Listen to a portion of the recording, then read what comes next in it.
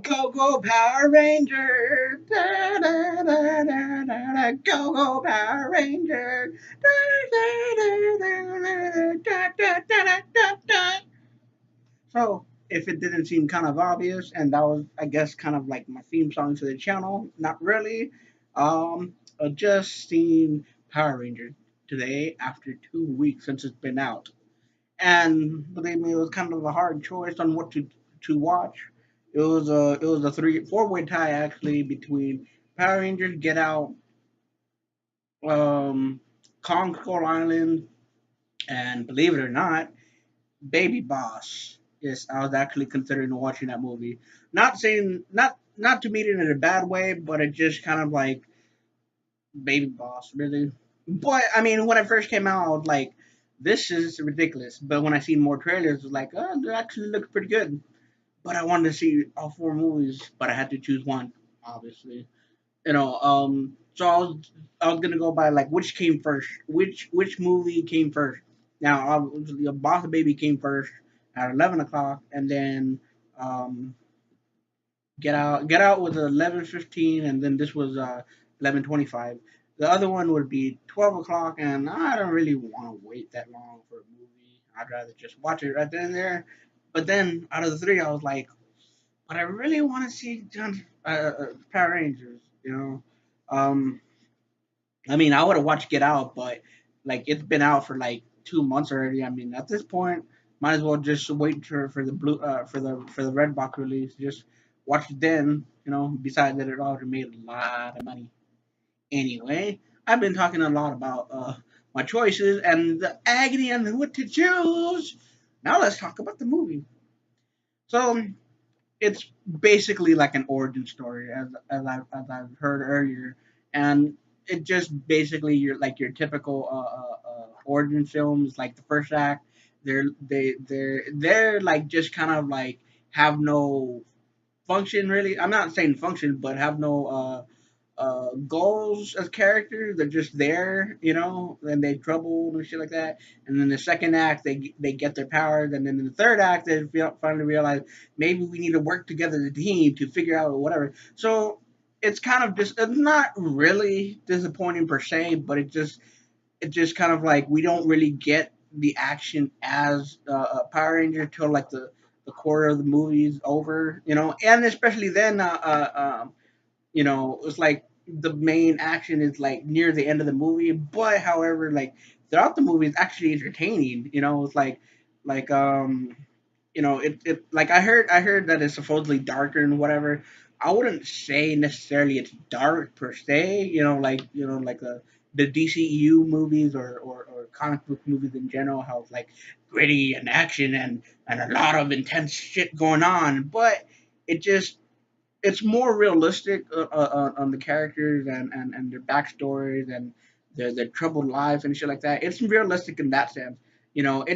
I guess it takes itself seriously, unlike the '90s version where it's like when you look at the '90s version, it's complete corny and just like the dialogue and everything is just so corny. But now it's like it really took itself seriously and really matured itself, which is kind of interesting because this is actually the first um, Power Rangers title to have a PG-13 rating, and there are times where it's like you know it's just kind of edgy, but not like kind of like, hey, look at me, I'm so edgy, but it's just kind of edgy and because of the time that we're in, like it makes sense to be kind of edgy. Hold on. I don't know why, but I just had a pen with me just to kind of I don't know, just to fidget with it. Anyway, oh shit. Uh, that was kind of weird. Anyway, Bryan Cranston, as we know, like it plays Zordon.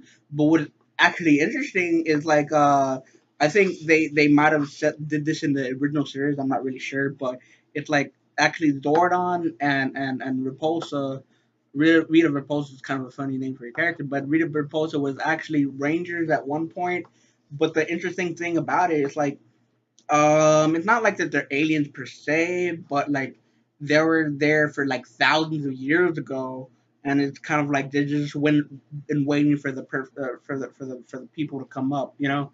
And I think it's kind of funny. It's like there's a line in the movie like, "Oh, we've been waiting for you." So it's like how, and then one of the Rangers are like to Alfalfa's like, "How long you been waiting?" It's like, "Okay, today's Sunday.